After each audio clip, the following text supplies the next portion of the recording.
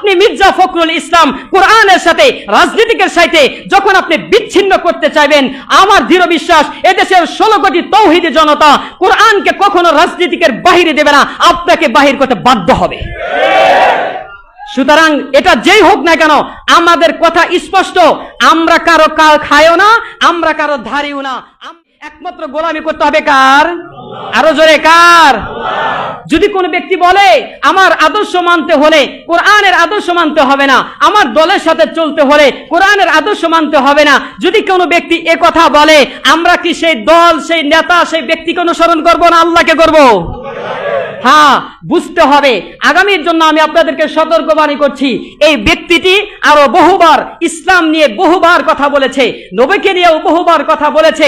কিছুদিন আগেও আমরা দেখেছি মির্জা ফখরুল ইসলাম উনি বলেছেন, দলের স্বার্থে বলুক, ব্যক্তিকে স্বাধীনতার স্বার্থে বলুক, কিংবা জনগণের মন পাওয়ার জন্য বলুক, উনি বলেছেন ইসলামের সাথে, কোরআনের বিধানের সাথে রাজনৈতিকের সাথে কোনো সম্পর্ক নাই। আমি আপনাদেরকে বিনয়ের সাথে,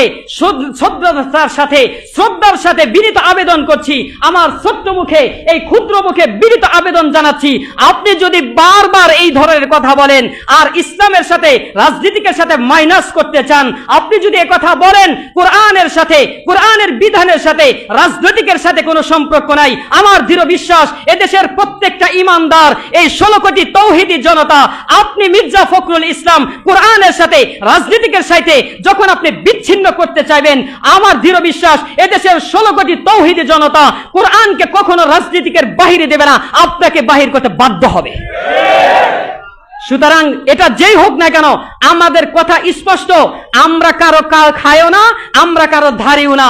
আমরা যুগে যুগে যে জালেম আসবে, সেটা আমার বাবাও হোক না কেন, আমার বড় ভাইও হোক না কেন, এই আমার বাবাও যদি কোরআনের বিপক্ষে বলে, আমার বড় ভাইও যদি কোরআনের বিপক্ষে বলে, আমার ওস্তাদও যদি কোরআনের বিপক্ষে বলে, আমার পীর সাহেবও যদি কোরআনের বিপক্ষে বলে, তার সাথে আমার কথা হলো, উনি কোরআনের বিপক্ষে বলবার কারণে উনি রাসূলের দুশমন হয়ে গিয়েছে, উনি ইসলামের দুশমন হয়ে গিয়েছে, 16 কোটি মুসলমানের দুশমন হয়েছে, সে আমারও দুশমন হয়ে গিয়েছে।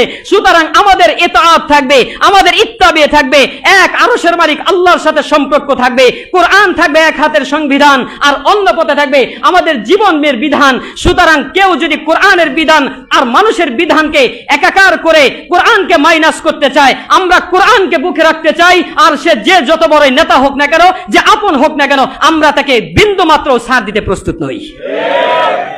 কথা ক্লিয়ার? এই মেহরাব এটা আমানতের স্থান। আপনারা হয়তো বলতে পারেন যে হুজুর এতদিন নাই এক ফ্যাসিস্টের কথা বলেছেন, এখন আবার এই কথাগুলো কেন বলছেন? এই কথাগুলো এই জন্যই বলছি যে এগুলো কথা হচ্ছে বিষ মিশানো মধু। বিষ মিশানো মধুর সাথে আপনারা কেউ আতঙ্কিত হয়ে নিজের জীবন কোনো সুস্থ মানুষ বিলীন করে দেবে, এটা আমি মনে করি না। সুতরাং বিষ ওটা মধুর সাথে খাইলেও মানুষ মারা যাবে, ওটা এমনি এমনি খাইলেও মারা যাবে। যে ব্যক্তি কথা বলতে পারে কোরআনের সংবিধানের সাথে, কোরআনের বিধানের সাথে রাজনৈতিকের সাথে কোনো সম্পর্ক নাই, নিঃসন্দেহে ও ব্যক্তি প্রত্যেকটা মানুষের ঈমান নষ্ট করবার জন্য যে কোনো ষড়যন্ত্রে সে লিপ্ত হতে তার করে বাঁচবে না। সতর্ক থাকতে হবে। সুতরাং ভরসা একমাত্র থাকবে কার উপর? কার উপর? হ্যাঁ, যত গুনাই করি না কেন, যখন আমি আত্মসমর্পণ করব, আল্লাহর পয়গম্বর বলেন ইন্নাল ইসলামা ইয়াহদিমু মা কানা ক্বাবলাহু, বান্দা 64 বছর তুই গুনাহ করেছিস, তুই 70 বছর গুনাহ করেছিস, যখন আত্মসমর্পণ করবি ইয়াহদিমু মা কানা ক্বাবলাহু, আল্লাহর পয়গম্বর বলেন তোমার পূর্বের সমস্ত গুনাহকে আল্লাহ তাআলা মাফ করে দেবে। সুবহানাল্লাহ, বাড়িতে গিয়া বলেন।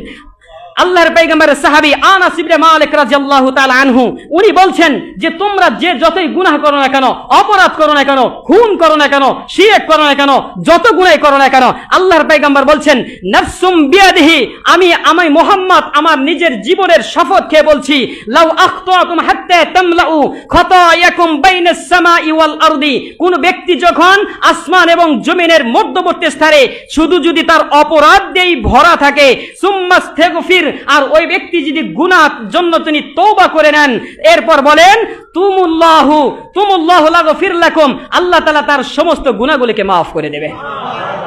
ওয়াল্লাযী নাফসু বিমুহাম্মাদিন বিয়াদিহি, এরপর আবার শপথ করে আল্লাহর পয়গম্বর বলছেন, আমি মুহাম্মাদের শপথ যার হাতে আমার প্রাণ, লাউ লাম ইয়াখতাউ লাজা আল্লাহু বিকওমিন ইয়াখতাউনা, যদি কোন কওম গুনাহ না করে, ভুল না করে, তাহলে আল্লাহ তাআলা ওই কওমকে সরিয়ে দিবেন, আরেকটি কওম নিয়ে আসবেন যারা লাম ইস্তাগফির